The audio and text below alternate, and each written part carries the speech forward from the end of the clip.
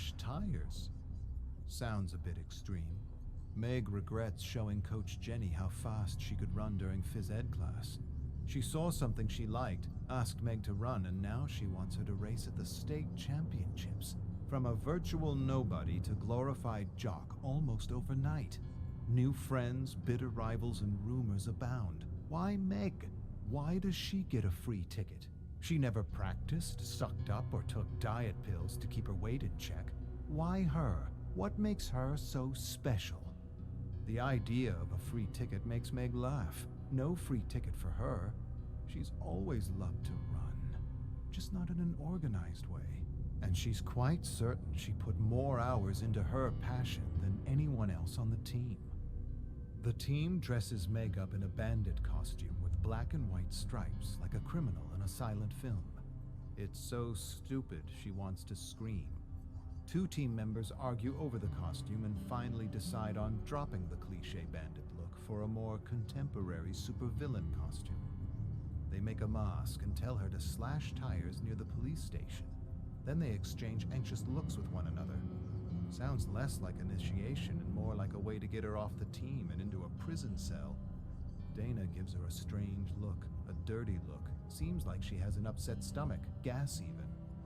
She hates Meg for beating her time and probably wants to see her locked up.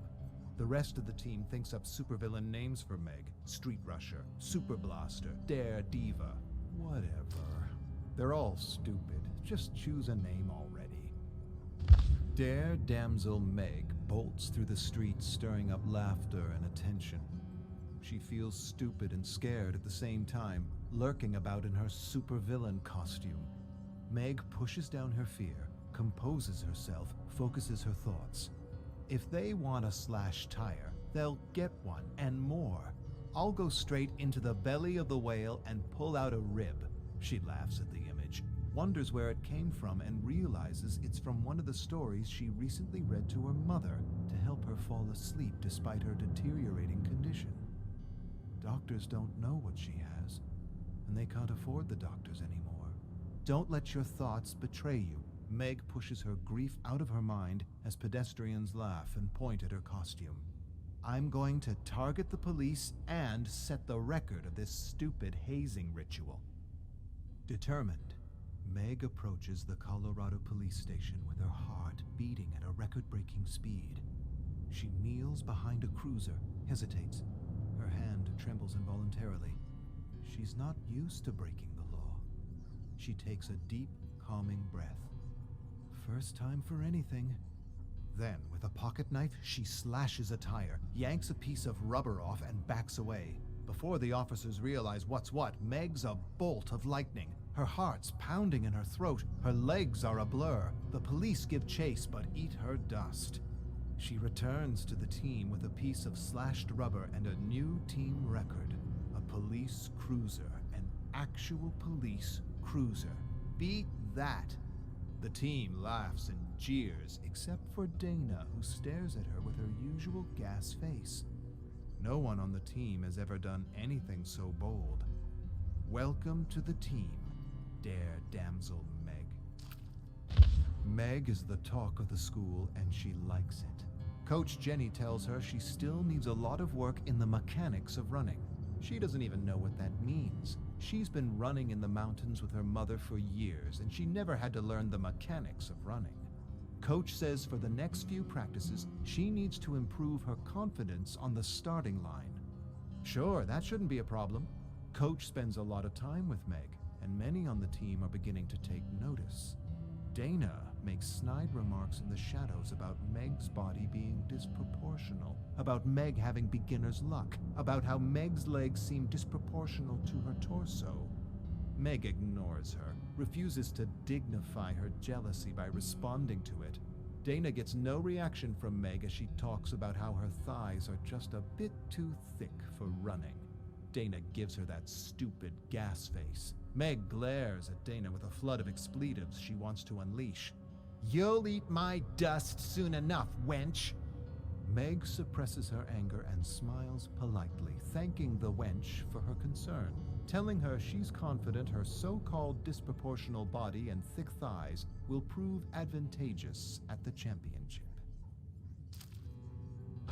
Meg begins her long walk home after an exhausting yet exhilarating practice. She holds her lucky piece of tire in her hand, though she doesn't really believe in luck.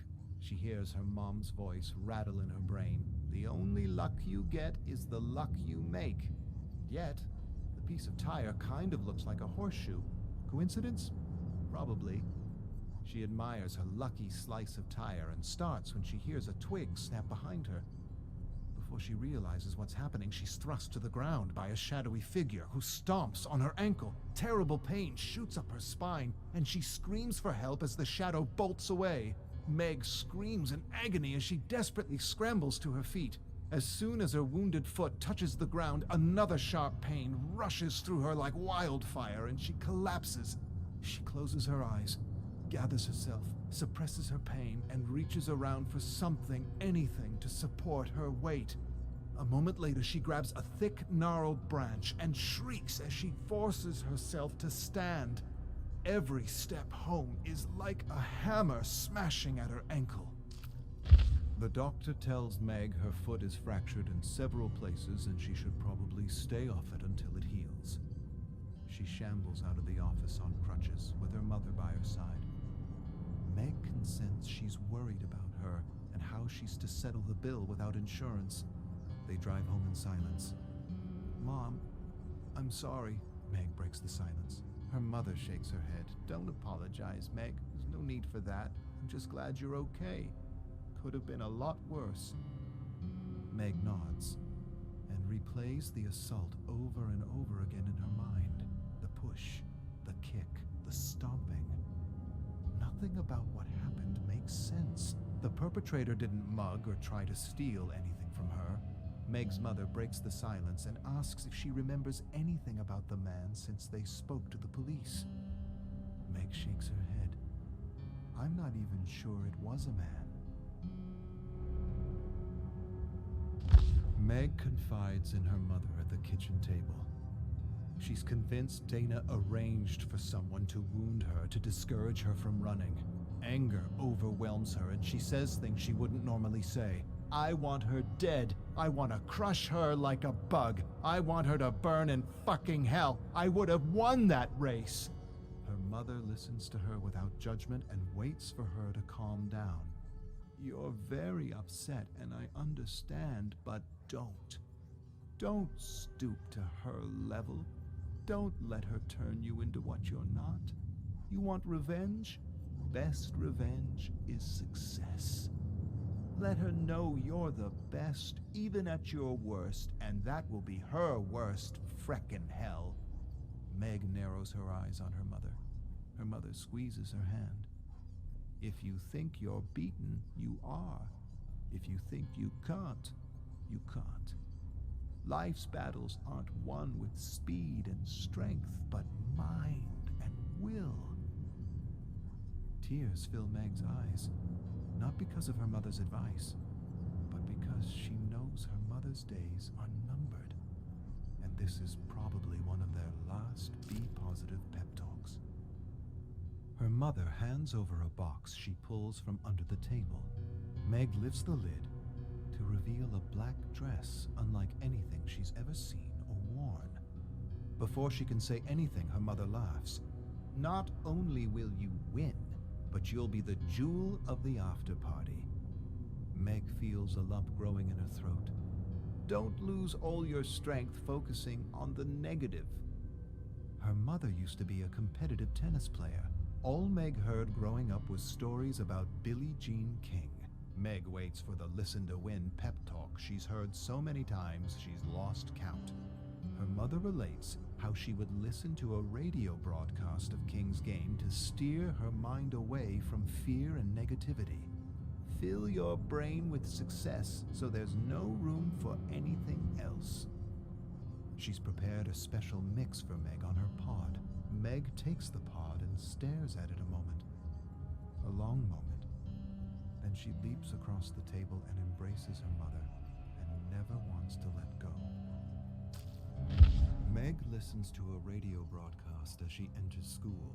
Fastest runner ever. The Buckeye Bullet taking the gold at the Olympics despite every mental and physical obstacle leveled against him.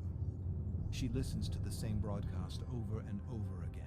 Fill your head with wind so there's no room for fear or doubt. Coach approaches Meg as she puts her pod down beside her. I heard a nasty rumor that Dana may have had something to do with your leg, and I've decided to pull her from the race. Meg shakes her head. Please, don't do that. I'm going to beat her, Coach, and I'm going to win. Coach's eyes widen. You're going to do what? You didn't just say you're going to win. You're not actually thinking of running on that foot. Meg hesitates, then lies. Doctor says it's fine and that it's just a little bruised. Coach touches the foot. Meg shrieks. She gives Meg a skeptical look, sighs, says nothing else, and leaves. Dare damsel Meg grabs her pod, raises the volume of the broadcast, and fills her mind with greatness as the Buckeye Bullet makes the dictator eat his dust.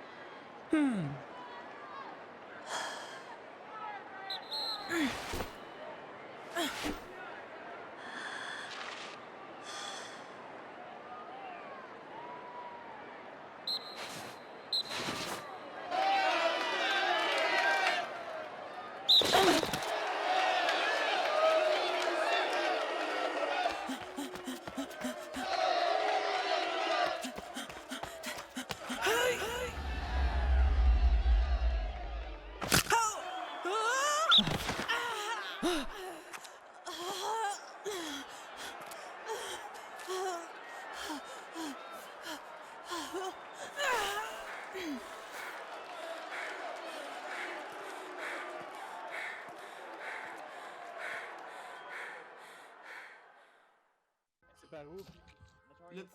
Ah, Dylan, en bas, descends, va-t'en, go, gauche, à la gauche, non, tourne droit, non, tourne droite, descends les marches, que je la hache est là, non, descends les marches, tourne de bord, tabarnak, tourne de bord, la hache est là, les marches, descends les, câlisse, à gauche, la hache est là, à gauche, là, tourne la chambre, à gauche, ouais, si,